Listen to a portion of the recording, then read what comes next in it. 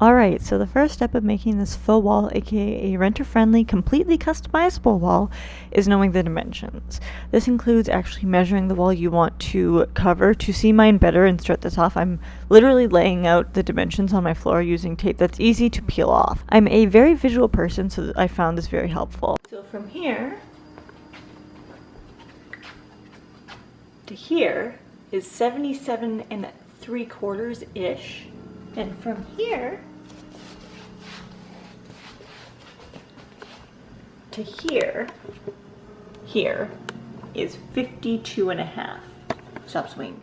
Now that I've got the rough dimensions, I'm going to be using the same tape to make full out lines so I can further see the shape I'm making.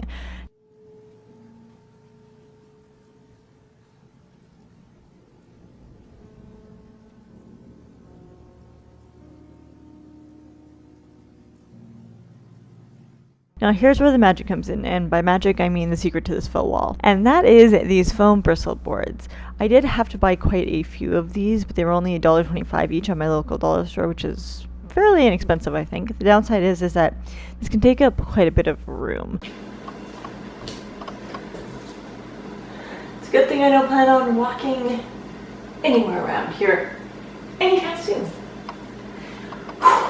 The only room I actually had for this is in my living room. The idea is to space these out so they are contained inside your taped off area. And then I removed all of the tags. Even though I would be using this as the back, I didn't want to be limited with what I could do. And I could just as easily take these off super easily and not have to think about it, you know? Now it's time to put them all together. I'm using a couple different materials for this one, a couple different methods. The first being hot glue to keep them together just enough to continue on, gluing each piece to its opposite counterpart, except of course the end pieces, because they're at the ends.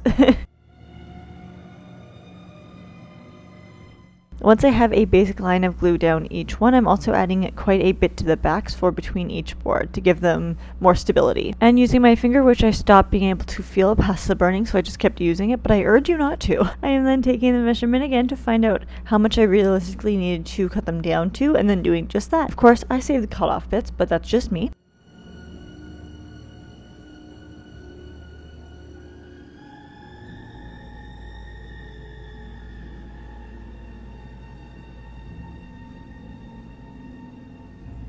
For the next portion, I'm tracing my letters out. This can obviously be fully freehanded, but I always use a reference picture just so I can get it as close as possible. And today was no different, so I turned to the Google.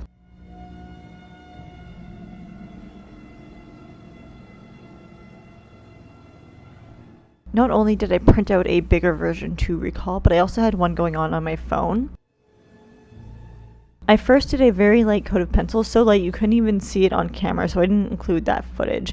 And then I went back over it with a Sharpie, which you actually could see, so I included that instead. But we can just pretend that this was my first go at it, and I'm just super professional, 1-800 call a pro.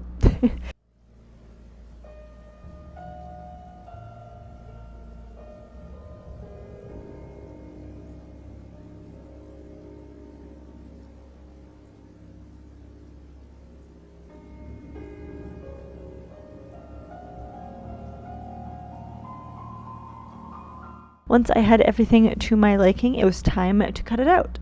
I used another board underneath to make sure I didn't cut my floor, because if painting a wall is out of the question, you better believe cutting into the floor would be too. Plus, just who wants to do that, right?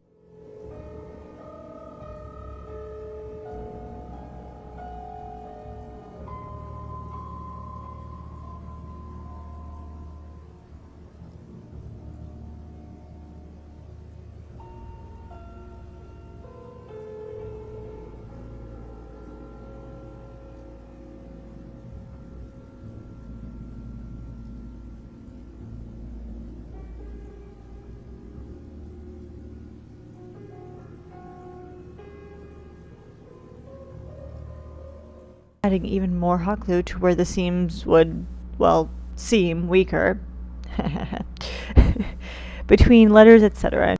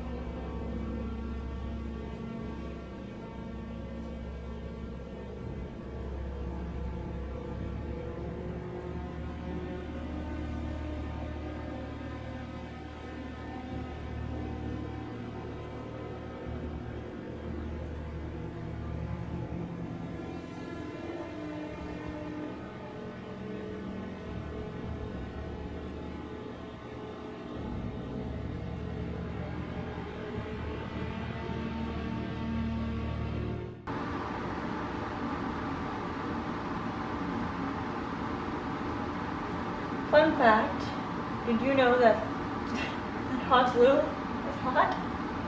Oh, that was not a fun experience. God.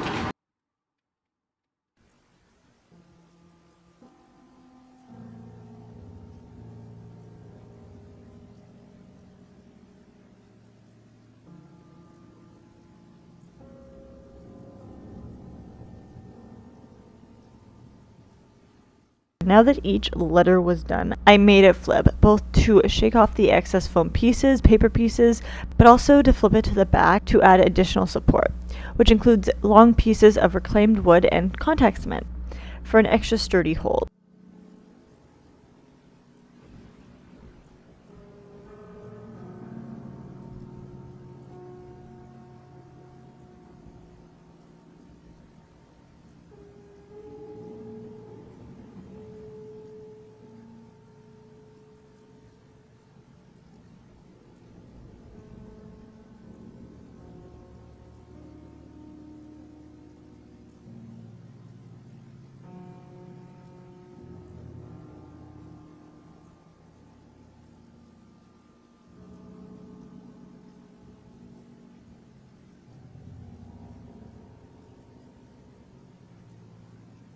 Again, sanding down between each letter now that it was a little bit more stable, and to clean up around the edges of each letter. And then the paint job.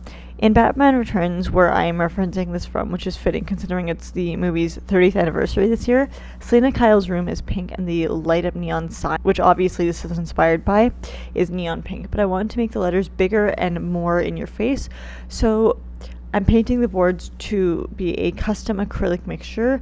All the paint is from the dollar store, which is a loosely used term now, but I digress. I used a hot pink, a white, and a silver for a little bit of a cool tone shimmer added to it. And painting it like you'd paint an actual wall, just a little bit less neat, I suppose.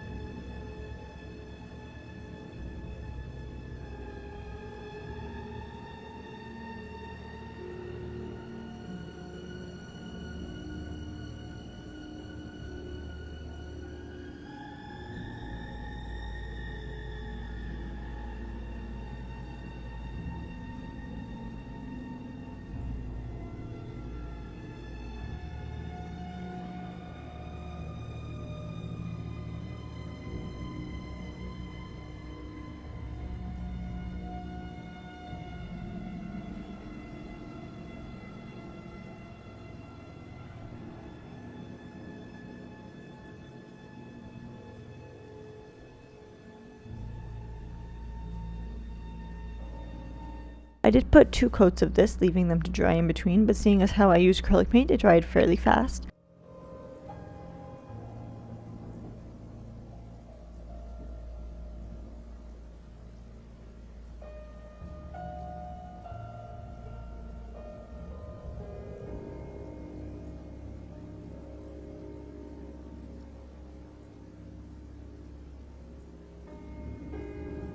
flipped it for the second to last time, as not only is this once again referencing her wall, but specifically the scene where she's knocked and broken 2 letters down to make the new neon sign read Hell Here. So to give that appearance, I'm using some reclaimed foam. That'd actually even be the proper term. I don't know. It's basically just, it's reused foam. And I'm gluing different pieces to the back over the O and the T. And flipping it back for the very last time, I promise, to lock everything into place and add even more stability, the most stability that I possibly could for something like this, with a coat of resin. Could you guys have even guessed? Is it even a Sara video if I don't add a coat of resin to something?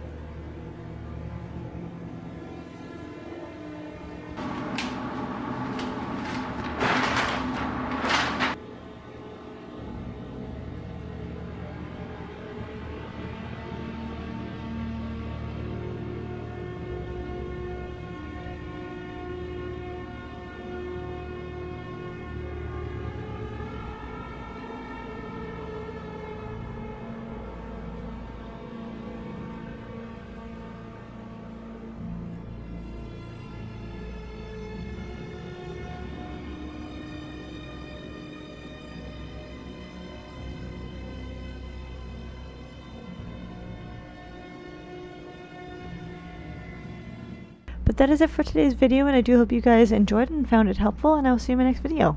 Meow!